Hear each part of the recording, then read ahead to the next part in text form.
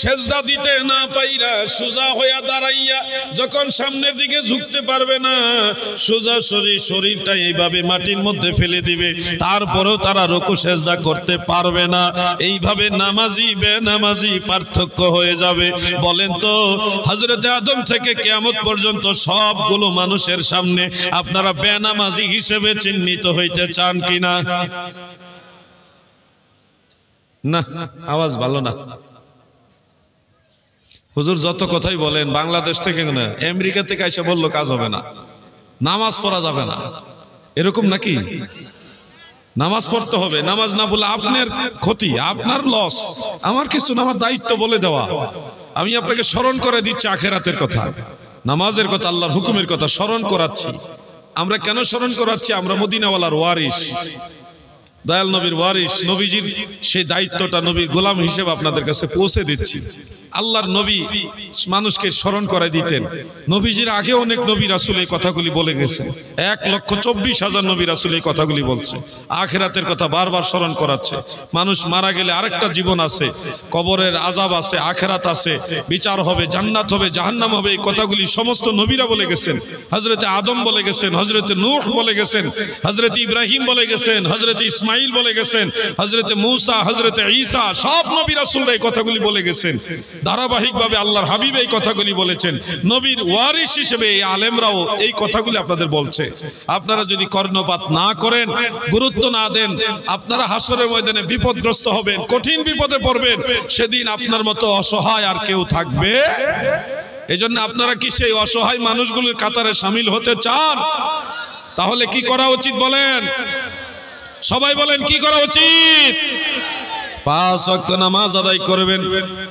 বলবেন হুজুর অনেক পেরেশানি থাকি, ব্যবসা বাণিজ্য ভালো না, রোগ বেমারে আছি, মা বাবা সন্তান স্ত্রী নিয়ে সবাইকে নিয়ে খুব কষ্ট করে চলতে হয়, এর মাঝে ঠিক মতো নামাজ পড়তে পারি না। এইরকমই তো আপনাদের অধিকাংশ মানুষের এই ধরনেরই তো বাহানা, তাই না? ব্যবসা বাণিজ্য, কাজকর্ম, ক্ষেত খামার, জমি জমা, স্ত্রী, ছেলে মেয়ে, মা বাবা, ভাই বোন সবাইকে নিয়ে চলতে গিয়ে ঠিক মতো নামাজ আদায় করতে পারি না। আমি আপনাদের বলি দাদু গো, যারা নামাজ আদায় করে আমার আল্লাহ নিজে বলেছে আমি আল্লাহ তাকে সাহায্য করি, তার কাজগুলি সহজ করে দেই।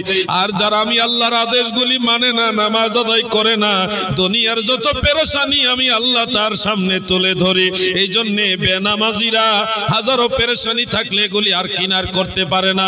ইমাম সাহেব দেখবেন নামাজ 5 ওয়াক্ত পড়ে, তেমন কোনো রুজি রোজগারও বেশি নাই, কিন্তু আল্লাহ পাক তাকে সমাজের অন্যান্য মানুষের চেয়ে ভালো রাখছে। পেরেশানি নাই তাদের বেশি একটা, কোনো মামলা মোকদ্দমা ঝামেলা, এত টেনশন নাই, অল্প ইনকাম, সামান্য টাকা বেতনে এই কোন সামান্য কৃষি কাজ করছে, বাড়িতে হাঁস মুরগি পালছে, আবার কিছু মানুষকে টিউশনি করে, মোটামুটি মা বাবা, স্ত্রী, ছেলে মেয়ে, ভাই বোন সবাইকে নিয়ে ডাল ভাত খেয়ে আলহামদুলিল্লাহ ভালো আছে। এশারের নামাজ পড়ে তারা যখন খাওয়া দাওয়া করে ঘুমাইতে যায়, সুন্দর 5-7 মিনিটের মধ্যে ঘুম চলে যায় আমাদের হাজী আনসার শেখের মতো, টেনশন নাই। কিন্তু যারা কোটি কোটি কোটি কোটি টাকার মালিক, টাকার টাকা, টাকার টাকা, অনেক বড় বড় প্রপার্টির মালিক, বিল্ডিং এর মালিক, ফ্যাক্টরি মালিক, অনেক পয়সার মালিক, কিন্তু দেখবেন নামাজ পড়েও না ঠিক মতো, রাত্রেবেলা ঘুমের ট্যাবলেট খাইতেছে, তাও ঘুমোতে না, এমন আছে না নাই? আপনারা মনে রাখবেন, শান্তির ঘুম দেওয়া, শান্তি দেওয়ার মালিক আল্লাহ। বলেন শান্তি দেওয়ার মালিক আল্লাহ। পেরেশানিতে পড়ে গেলে একটা পদ্ধতি বলে যায়, আপনারা এটা কাজে লাগাবেন। একটা পদ্ধতি বলে যাচ্ছি, ধরেন যে কোনো একটা পেরেশানিতে, একটা সমস্যায় আপনি পড়ে গেছেন, মুসিবতে পড়ে গেছেন, আপনি একা একা চুপচাপ ঘরের মধ্যে সেজদায় পড়বেন। সেজদা দিতে পারেন তো সবাই? সেজদা দিতে পারেন তো? সেজদা দিয়ে আল্লাহর সাথে কথা বলবেন। মুখে মুখে দরকার নাই, এইখানে কানেকশন লাগাবেন, এখান থেকে ওখানে। মুখেও বলার দরকার নাই, এখান থেকে মনে মনে বলবেন, হে আল্লাহ, আমি তো এই পেরেশানিতে আছি, আপনি আমার একটু সাহায্য করেন, আমি কুলাইতে পারতেছি না, আল্লাহ আপনার কাছে আমি ধারস্থ হইলাম, আপনার সাহায্য কামনা করলাম, একটু কথা বলেন না। আল্লাহর সাথে কথা বলা যায়, এটা কি জানেন আপনারা? সবাই বলেন না কেন? আল্লাহর সাথে যে কথা বলা যায়, এটা কি জানেন? আপনি যেখানে থাকেন, যেই হালে থাকেন, ওখান থেকে আল্লাহর সাথে কথা বলতে পারবেন। আপনি কি বলবেন আল্লাহ তাআলা আপনার বলার আগেই জানে। সুবহানাল্লাহ বলেন। আল্লাহর সাথে কথা বলবেন, বলবেন কিনা বলেন? আমার সাথে আজকে ওয়াদা করেন যে আল্লাহর সাথে কথা বলবেন, বলেন ইনশাআল্লাহ।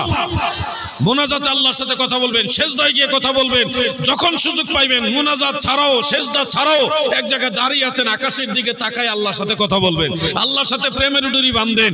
এই প্রেমের ডুরি শিখাইছে মদিনাওয়ালা, সুবহানাল্লাহ বলেন। প্রেমের ডুরি বাঁধরে মদিনার শোনে, আহা প্রেমের ডুরি বাঁধরে মদিনা। মানুষ বানাইছে আল্লাহ, মানুষ বানাইছে আল্লাহ প্রেমের কারণে, প্রেমের ডুরি বান্ধরে মদিনার শোনে। বলুন প্রেমের ডুরি বান্ধরে মদিনার। আল্লাহ বানাইল কত যে কি, মিটে না তার প্রেম প্রীতি, অবশেষে বানাই মানুষ, অবশেষে বানাই মানুষ প্রেমের কারণে, প্রেমের ডুরি বান্ধরে মদিনার শোনে। বলুন প্রেমের ডুরি বান্ধরে আল্লাহর নবীর তরিকা মোতাবেক আমার আল্লাহর সাথে প্রেমের ডোরি লাগার আপনার কি দরকার? আপনার দরকার, আপনি চান না কিন্তু আল্লাহ নিজে ডাকে। নিশির শেষ ভাগে সহিহ বুখারীর হাদিস, মাজাজি অর্থে আল্লাহ তাআলা পৃথিবীর নিকটতম আসমানে নেমে এসে বান্দাদেরকে ডাকে, হে আমার বান্দারা, কারা আছে গুনাহগার আমার কাছে বলো, আমি তোমাদের ক্ষমা করব। কার রিজিকের দরকার, কার ব্যবসা বাণিজ্যের উন্নতি দরকার, কার টাকা পয়সা দরকার, কার কি দরকার আমার কাছে বলো, আমি তোমার দিতে চাই, তোমাকে তোমার প্রার্থনা মঞ্জুর করব। আল্লাহ নিজে আমাদের দেওয়ার জন্য ডাকে আর আমরা নাক ডেকে ঘুমাই। আপনারা কি কষ্ট পাচ্ছেন নাকি? আল্লাহর সাথে কথা বলার দরকার আছে কিনা? এই দুইজন মানুষ, ওনারা মনে হয় অসুস্থ নাকি, পেশাব পায়খানা ধরতেও পারে, একটু সাইড দিয়ে দেন, মুরব্বী মানুষ। আপনারা কি সবার অসুস্থতা আবার দেখা দিছেনি? আমার এই কথাগুলি কি আপনাদের অস্বস্তির কারণ হচ্ছে? মহব্বতে শোনেন, আমি লম্বা আলোচনা দিব না, আপনাদেরকে কিছু দিক নির্দেশনা দিতে চাচ্ছি। আপনারা এই কথাগুলি আমলে নিবেন, আমলে নিবেন, আল্লাহর সাথে কথা বলে দেখেন আপনার পেরেশানি দূর হয় কিনা। আপনি দেখেন না, চেষ্টা করেন।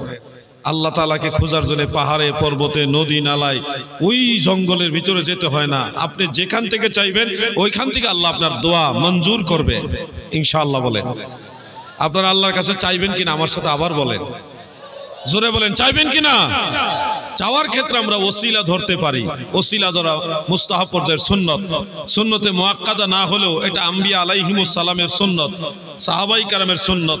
আপনাদের মুর্শিদাবাদে অনেক ভাইয়েরা আছেন যারা জ্ঞানের স্বল্পতার কারণে, কিল্লতে ইলমের কারণে ওসিলা ধরাটাকে শিরক মনে করে, নাউজুবিল্লাহ বলেন। অথচ আমাদের আদি পিতা আবুল বাশার হযরত আদম আলাইহিস সালাম আমাদের নবীর ওসিলা ধরেছেন। তিনি এই পৃথিবীতে যখন চলে আসলেন 350 বছরের মতো জমিনে কাঁদলেন, এটার অনেকগুলি রিওয়ায়াত দ্বারা প্রমাণিত রয়েছে। 350 বছরের মতো কান্নার পরে আল্লাহর নবী বলেন, রাফাআতু রাসি ওয়া রাআইতু কাওয়াইমাল আরশি মাকতুবান ফীহি লা ইলাহা ইল্লাল্লাহু মুহাম্মাদুর রাসূলুল্লাহ সাল্লাল্লাহু আলাইহি ওয়াসাল্লাম। হযরত আদম বলেন, আমি মাথা উপরের দিকে উঁচা করে দেখি, আরাফার ময়দান থেকে আল্লাহর আরশের প্রতিটা খুঁটি দেখা যায়, প্রতিটা খুঁটির মধ্যে লেখা আছে লা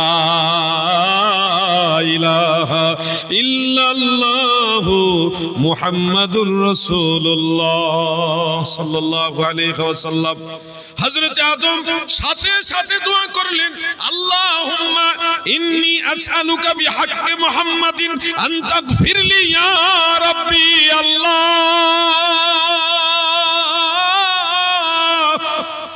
আপনার হক নবী মুহাম্মদ মুস্তাফার ওসিলায় আপনার কাছে প্রার্থনা করতেছি, মাওলা হে আমাকে যেন ক্ষমা করে দেন।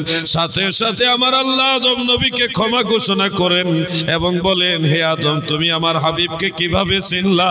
আদম নবী বলে, আল্লাহ আপনি যখন আমাকে সৃষ্টি করেছিলেন, রূহ দিয়েছিলেন, তখনই দেখেছি আপনার নামের সাথেই নাম লেখা আছে, তখনই আমি ধরে নিয়েছি, বিশ্বাস করে নিয়েছি আপনার বন্ধু ছাড়া কেউ হবে না। আমার আল্লাহ আল্লাহ বলেন কাদ সাদাকতা ইয়া আদম, আদম তুমি সত্য বলেছো, ওয়ালাউলা মুহাম্মাদুন মা খালাকতুকা, আমার হাবিব মুহাম্মদ মুস্তাফাকে যদি না বানাইতাম তুমি আদম নবীরেও বানাইতাম না। যার কারণে জগত সৃজন রে দেখো, চন্দ্র সূর্য তারা শূন্য ভরে, আসে অচল নিশ্চল ধরা ধরে, নবী পদবিনে ভাব সবে মিশে। যার কারণে জগত সৃজন রে দেখো, চন্দ্র সূর্য তারা শূন্য ভরে, আসে অচল নিশ্চল ধরা ধরে, নবী পদবিনে ভাব সবে মিশে। এই যে হাদিস শরীফটা আপনাদের শোনালাম, এটা মুস্তাদরাকে হাকিম আল মুস্তাদরাক আলা সাহিহাইনের মধ্যে এবং ইমাম বাইহাকির দালাইলুন নবুয়তের মধ্যে, ইমাম তাবারানির মুআজামুল আওসাতের মধ্যে হযরত উমর ফারুক থেকে মারফুভাবে বর্ণিত রয়েছে। অতএব হযরত আদম ওসিলা ধরেছেন আমাদের নবীর ওসিলা। সুবহানাল্লাহ। আমাদের নবী তখনও দুনিয়াতে আসেনি, দুনিয়াতে শুভাগমন করেননি, সেই সময় হযরত আদম আমার নবীর উসিলা ধরে। নবীজি দুনিয়াতে আসার আগেও আগের মানুষেরা নবীজিকে মানতো, এটা আপনারা জানা আছে নিশ্চয়ই। আমি মাঝে মধ্যে একটা ঘটনা বলি। মুসনাদু আহমদের মধ্যে একটা রওয়ায়াত আছে, আল্লাহর হাবিব বর্ণনা করেছেন, হযরত আবু হুরায়রা তিনি বর্ণনা করেন, রাসূল পাক সাল্লাল্লাহু আলাইহি ওয়াসাল্লাম বলেন, তোমরা বাদশা তিব্বে হামিরিকে গালি দিও না, ফাইন্নাহু কাদ কানা আসলামা, নিশ্চয়ই সে তোমাদের পূর্বে ইসলাম গ্রহণ করেছে। সুবহানাল্লাহ বলেন। বাদশা তিব্বে হামিরি একজন বাদশা ছিল, ইয়ামান দেশে ওনার বাড়ি। আল বেদায়া ওয়ান নিহায়া কয়েকটা কিতাবের মধ্যে পেয়েছি। উনি ছিলেন একজন প্রভাবশালী বাদশা। তিনি ইয়ামান দেশ থেকে জানতে পারলেন সারা পৃথিবীর মুসলমানেরা মক্কা নগরীতে কাবা ঘর তাওয়াফ করার জন্য, মানে হজ করার জন্য যায়। এটার প্রতি উনি একটু ঈর্ষান্বিত হলেন, হয়ে বললেন এই কাবা ঘর ভেঙে ফেলতে হবে, যেন মানুষ মক্কা নগরীতে না গিয়ে আমাদের ইয়ামান শহরে ইয়ামানে আসে। এই সিদ্ধান্ত নিয়ে উনি যখন প্রস্তুতি নিচ্ছেন কাবা ঘর ভেঙে ফেলবেন, তখনই তিনি অলৌকিকভাবে এমন অসুস্থ হয়ে গেলেন যে মৃত্যু শয্যায় শায়িত, উনি বিছানা থেকে আর উঠতেই পারে না। অসুস্থতার কারণে কাবা ঘর আক্রমণ করার জন্য যুদ্ধ প্রস্তুতি থাকা সত্ত্বেও তিনি আর সামনে এগোতে পারছে না। ভালো ভালো কয়েকজন আলেম, এটা আমার নবীজি দুনিয়াতে শুভাগমন করার 800 বছর আগের ঘটনা। কয়শো বছর? 800 বছর, 800 বছর আগের ঘটনাটা। যুদ্ধ প্রস্তুতি আছে, কিন্তু বাদশা অসুস্থ, যার কারণে উনি আর পদক্ষেপ নিতে পারছে না। ভালো ভালো কিছু আলেম, তাওরাত কিতাবের আলেম, তারা বলল, হে বাদশা মহোদয়, একটা জিনিস অনুমান করলাম, আপনি কাবা ঘর ভেঙে ফেলার যখন সিদ্ধান্ত নিয়েছেন, এরপরের থেকে অসুস্থ হয়ে গেছেন। আপনি মনে হয় সিদ্ধান্ত থেকে পিছু আসা উচিত, পিছু হটা উচিত। বাদশা চিন্তা করলো, আসলেই তো এই ঘর ভেঙে ফেলার নিয়ত করছি, করার পরে আমি অসুস্থ হয়ে গেলাম, আসলে মনে হয় এটা হইতে পারে। তোমরা একটা কাজ করো, অভিযান বন্ধ করো, যুদ্ধ বন্ধ করো, যুদ্ধ প্রস্তুতি বন্ধ করো, কাবা ঘর ভাঙ্গা এখন প্রয়োজন নেই, পরবর্তীতে পদক্ষেপ নিব। এই সিদ্ধান্ত যখন আবার ঘোরানোর পরে অলৌকিক ভাবে আল্লাহ পাকের দয়ায় উনি সুস্থ হয়ে গেলেন। আলহামদুলিল্লাহ বলেন। সুস্থ হওয়ার পরেই বাদশা তিব্বে হামিরি তিনি ভাবতেছেন, ওরে আল্লাহ, এই ঘরের তো অনেক মর্যাদা, এই ঘর ভেঙে ফেলার সিদ্ধান্ত নেওয়াতে অসুস্থ হয়ে গেলাম, আবার ভেঙে ফেলার সিদ্ধান্ত ছেড়ে দেওয়ার সাথে সাথে সুস্থ হয়ে গেলাম। তোমরা একটা কাজ করো, আমি ঘর দেখতে চাই, আমাকে ওই ঘরটা দেখার জন্য নিয়ে যাও। তখন তিনি একটা বাহনে, বিশাল বড় পালকির মতো বাহনের উপরে আরোহণ করে মক্কা নগরীতে গেলেন, কাবাঘর দেখলেন। দেখার সাথে সাথে উনি পরিপূর্ণ সুস্থতা অনুভব করলেন এবং আনন্দিত হয়ে বললেন, আমি এই কাবাঘরকে গিলাপ পরাবো। পৃথিবীর ইতিহাসে সর্বপ্রথম বাইতুল্লাহ কাবাঘরকে গিলাপ পরিয়েছেন বাদশাহ তিব্বে হামিরি। সুবহানাল্লাহ। তিনি গিলাপ পরাইলেন এবং বললেন, এই ঘরের কি মাহাত্ম্য, এই ঘর কে বানাইছে, কখন থেকে শুরু হয়েছে, আমাকে সেই ডিটেইলস জানাও। বড় বড় আলেম যারা ছিল তারা বলল, বাদশা মহোদয়, এই ঘর পৃথিবীতে সর্বপ্রথম ঘর, এটাই সর্বপ্রথম ঘর, এর আগে কোনো ঘর ছিল না। এটা বানিয়েছে মানব জাতির পিতা হযরতে আদম, এরপরে ইব্রাহিম নবী। এগুলি সংস্কার করতে করতে এই পর্যন্ত আসছে। হে বাদশা মহোদয়, এই ঘর এখানেই শেষ হবে না, আখিরি পয়গম্বর আসবে, তিনি এই নগরীতে জন্মগ্রহণ করবে, এই কাবা ঘরে হজ করবেন। সেই আখিরি পয়গম্বরের নাম হলো আহমদ মুজতবা মুহাম্মদ মুস্তাফা সাল্লাল্লাহু আলাইহি ওয়াসাল্লাম। তিনি যখন আখিরি নবীর নাম শুনলেন, বাদশা বললেন, তোমরা একটা কাজ করো, আখিরি পয়গম্বর এই শহরে জন্মগ্রহণ করবে, ঠিক আছে, উনি সর্বশেষ কোন জায়গায় বসবাস করবে? তারা বলল, তাওরাত কিতাবের মধ্যে পেয়েছি আখিরি পয়গম্বর তিনি এই মক্কা নগরী থেকে হিজরত করে চলে যাবেন তাইয়্যিবায়, পবিত্র একটা জায়গায় যার নাম ইয়াসরিব। ইয়াসরিব মদিনার পূর্ব নাম হলো ইয়াসরিব। আমাদের বাংলাদেশে একজন ভালো আলেম আছে, মাওলানা আবুল কাশেম নুরি, তিনি একটা গজল গায়। আপনারা যদি আমার সাথে শেয়ার করেন, আমি গাইতে চাই, গাইবো। ইয়াসরিব নামে ছিলে তুমি অলক্ষণের দেশ, বড়ই মারাত্মক ছিল তোমার পরিবেশ।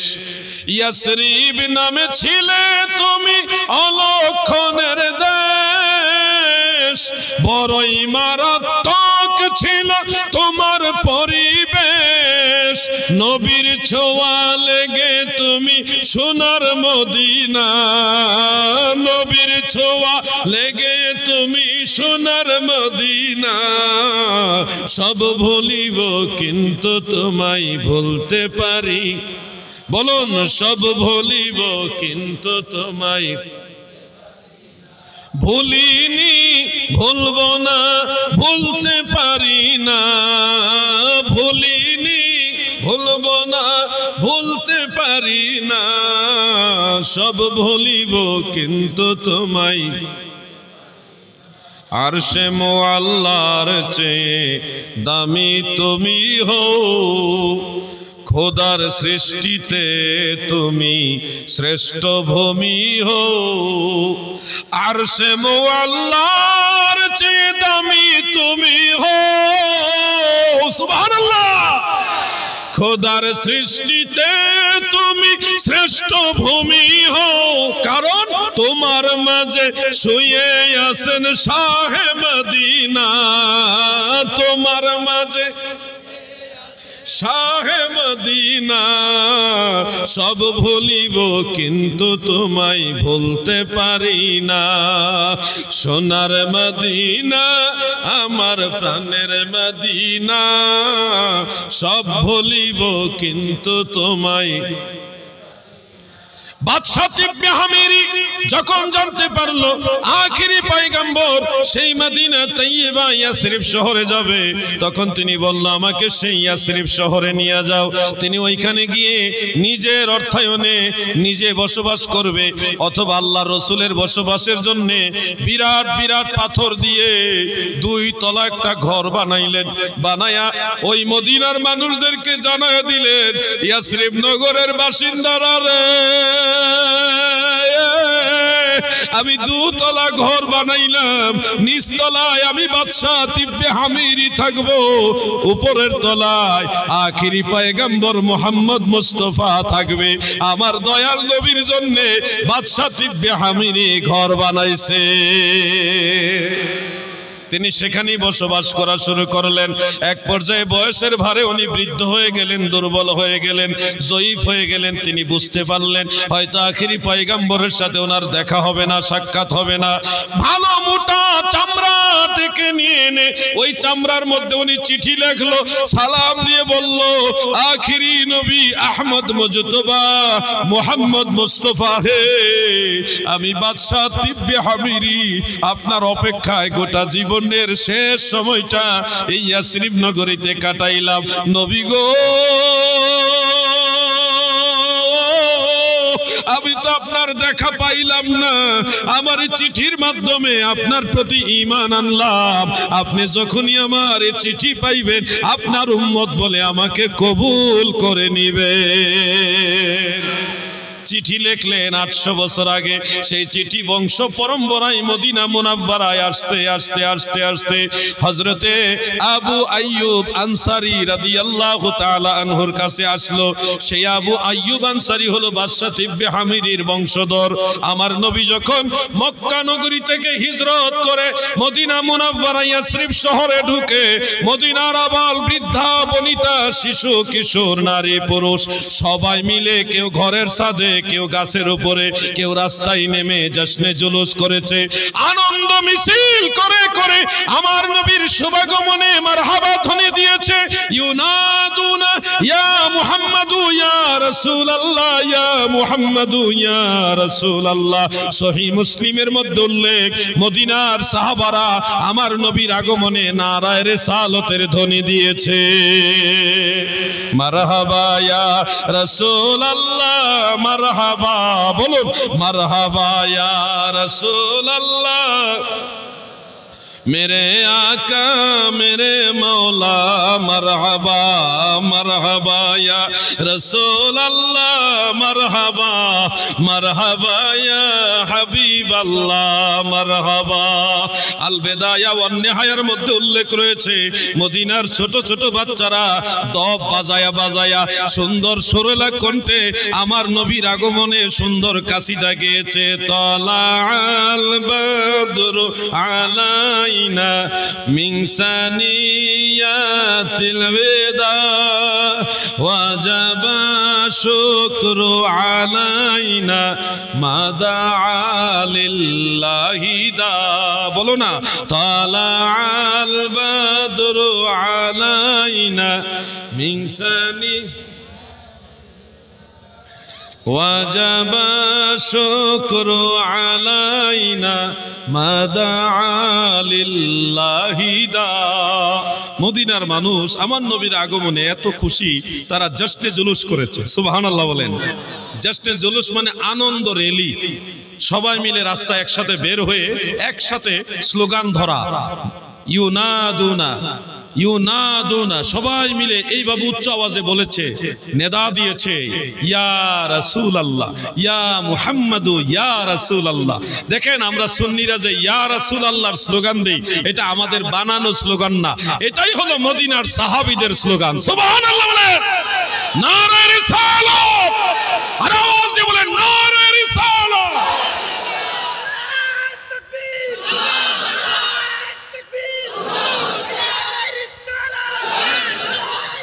মারহাবা।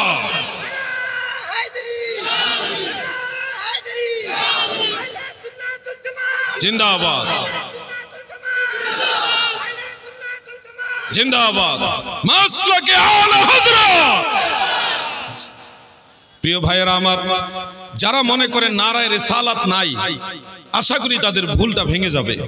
নারায়ে রিসালাত, ইয়া রাসূলুল্লাহর স্লোগান, এটাই হলো সুন্নতে সাহাবা। দাদু গো, আপনিও তো নবীজিকে ভালোবাসেন, কিন্তু ইয়া রাসূলুল্লাহর স্লোগান দিতে পারেন না। এটা আপনার জন্য নসিবের ব্যাপার, আপনার নসিবে নাই। আমরা সুন্নিদের নসিবে আছে, আমরা নবীর নামের স্লোগান দেই, ঠিক না বেটা?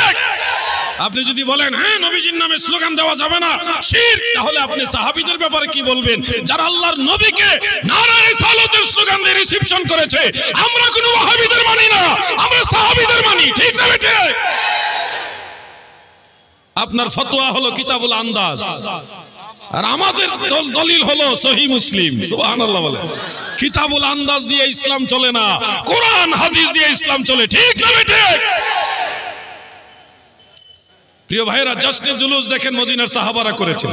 ইসলামের শরিয়ার উসুল বুঝতে হবে, উসুল মোতাবেক সাহাবাই কারাম যেটা করেছেন, একবার যেটা আল্লাহর নবী করেছেন, একবার হলো সাহাবাই কারাম করেছেন, স্বীকৃতি দিয়েছেন, ওটাই উম্মতের জন্য মুস্তাহাব, মুস্তাহাব, মুস্তাহসান, ওটা বৈধ, জায়েজ। মনে রাখবেন দাদু ভাই আমার, জশ্নে জুলুস সাহাবাই কারাম করেছেন, অতএব জশ্নে জুলুস করা, নবীজির শুভাগমন উপলক্ষে, বেলাদাত শরীফ উপলক্ষে জশ্নে জুলুস করা, এটা মুস্তাহসান মানে উত্তম কাজ, সওয়াবের কাজ। কারণ এই ধরনের কাজ সাহাবাই কারাম করেছে, সাহাবাই কারাম করেছে। আপনি হয়তো বলবেন যে হিজরতের সময় সাহাবারা করেছেন, রাসূল পাক সাল্লাল্লাহু আলাইহি সাল্লাম যখন জন্মগ্রহণ করেছেন ওই সময় কি সাহাবারা করেছেন? আমি বলবো আপনি বোকা। আল্লাহ রাসূল যখন জন্মগ্রহণ করেন, শুভাগমন করেন, বেলাদাত শরীফ হয়, তখন তো ইসলাম ধর্মই নেই, আপনি সাহাবী পাবেন কোথায়? কথা বুঝতেছেন না আপনারা? তখন তো ইসলাম ধর্মই প্রচার হয় নাই, আপনি সাহাবী খুঁজতেছেন। ওই সময় সাহাবারা বেলাদাত উপলক্ষে জশ্নে জুলুস করেছেন কিনা? আমি বলবো ভাই, সাহাবী তো তখন নাই, ইসলাম ধর্ম প্রচার হয়নি, তবে জশ্নে জুলুস করা হয়েছে। মাদারুজ্জুন নবুয়তের মধ্যে উল্লেখ, আল্লামা শায়েখ আব্দুল হক মুহাদ্দিস দেহলভী রাহমাতুল্লাহ আলাইহি তিনি উল্লেখ করেছেন যে আল্লাহর রাসূল যেদিন দুনিয়াতে শুভাগমন করে, সেদিন লাইনে লাইনে, কাতারে কাতারে, হাজার হাজার হাজার হাজার অগণিত ফেরেশতারা জশ্নে জুলুস করেছে আল্লাহর নবীর সালাত ও সালাম আদায়ের মাধ্যমে। মারহাবা বলেন, মারহাবা ইয়া রাসূলুল্লাহ, মারহাবা বলুন, মারহাবা ইয়া রাসূলুল্লাহ, মারহাবা, মারহাবা ইয়া হাবিবাল্লাহ, মারহাবা বলুন না, মারহাবা ইয়া মারহাবা ইয়া হাবিবাল্লাহ। জশ্নে জুলুস আল্লাহ করাইছে ফেরেশতা দিয়া, সাহাবী নাই তো কি হইছে? সাহাবী পরে হইছে, আল্লাহ ফেরেশতা দিয়া জশ্নে জুলুস করাইছে। আপনি খুঁজে পাবেন না। আরে বাবা শোনো, তুমি চলো, এত দলিল খুঁজতেছো, আমরা নবীজিকে ভালোবাসি, এত দলিল খুঁজে ভালোবাসি না। আল্লাহর নবীকে ভালোবাসতে নসিব লাগে, আল্লাহর রাসূলকে ভালোবাসতে কলিজা লাগে। বিনা দলিল আল্লাহর নবীকে ভালোবাসি, ঠিক না বেঠিক?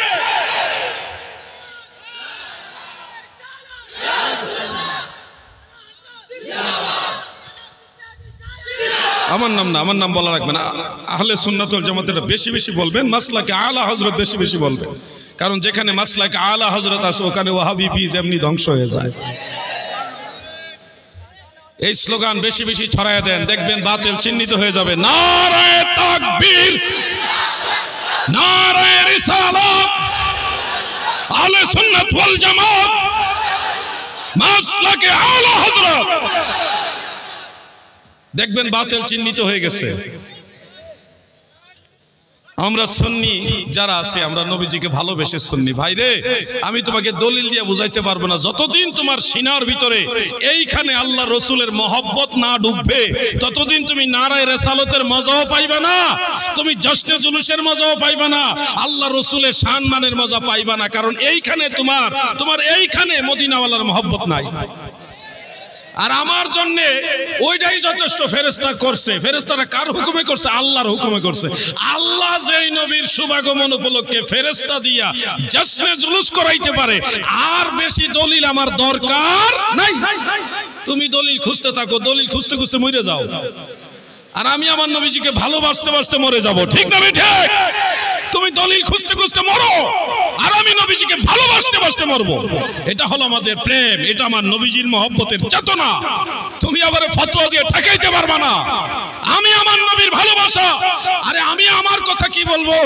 আল্লাহর রাসূলের সাহাবারা যেইভাবে নবীজিকে ভালোবাসছে, তোমরা যদি সাহাবীদের সেই দৃশ্য দেখতা, তারা যেইভাবে আল্লাহর নবীকে ভালোবেসেছে, সেই দৃশ্য যদি তোমরা দেখতা, সাহাবীদেরকে পর্যন্ত বিদআতি ভণ্ড বানায় দিতা। তোমরা সাহাবীদের বিদআতি বানাই দিতা, ভণ্ড বানাই দিতা। সাহাবারা এইভাবে আল্লাহ রাসূলকে ভালোবাসে। বলবেন কিভাবে ভালোবাসে? নবীজি ওযু মুবারক করেছে, ওযু করার পরে অবশিষ্ট পানি আছে, এটা খেয়ে ফেলছে, খাওয়ার পরে রোগও ভালো হয়ে গেছে। সুবহানাল্লাহ বলেন। তুমি এই দৃশ্য দেখলে বলতে এসে ভণ্ড হয়ে গেছে। সাহাবীদের ভণ্ড বানাই দিতা তুমি। আল্লাহর হাবিবের প্রস্রাব মুবারক পানির পিপাসায় সাহাবারা খেয়ে ফেলেছে, পান করে ফেলেছে। তুমি এই দৃশ্য দেখলে তাকে জাহান্নামী বানাই দিতা। আল্লাহ রাসূল সাল্লাল্লাহু আলাইহি ওয়াসাল্লামকে সাহাবারা এত ভালোবাসতো, নবীজির রক্ত মুবারক, রক্ত খাওয়া তো হারাম, সেই রক্ত মুবারক সাহাবারা জিহ্বা দিয়ে চেটে চেটে পান করে ফেলেছে। আরে তুমি থাকলে সাহাবীদের কাফের বানাই দিতা। তোমার ফতোয়া বা মরেলো মরে যাও, কবরে হাসরে মিজানে ফুলচেরাতে দেখবা আল্লামা মুফতি জুবায়ের আহমদ সাহেব হুজুর সহ আমরা যারা নবীর প্রেমিক আশিকে রাসূল আমরাই মদিনাওয়ালার কাছে থাকবো, তোমরা দলিল খুঁজবা। আমার কথা বেজার হলেন? আমি জোরে কথা বলি, এটা আমার অভ্যাস, আমার এটা স্টাইল, মানে হয়ে যায়। আমি আস্তে কথা বলার চেষ্টা করি কিন্তু হয়ে যায়, বলতে বলতে বলতে ঠেকাইতে পারি না। এটা এরকমই, কাউকে ধমক দেওয়ার জন্য না, কারো প্রতি আক্রমণ করার জন্য না, আমার কথার স্টাইলটা এরকম হয়ে যায়। এজন্য আপনাদের কাছে বলবো, মনে কষ্ট নেবেন না। কষ্ট নিছেন? দরুদ শরীফ পড়ুন। আল্লাহুম্মা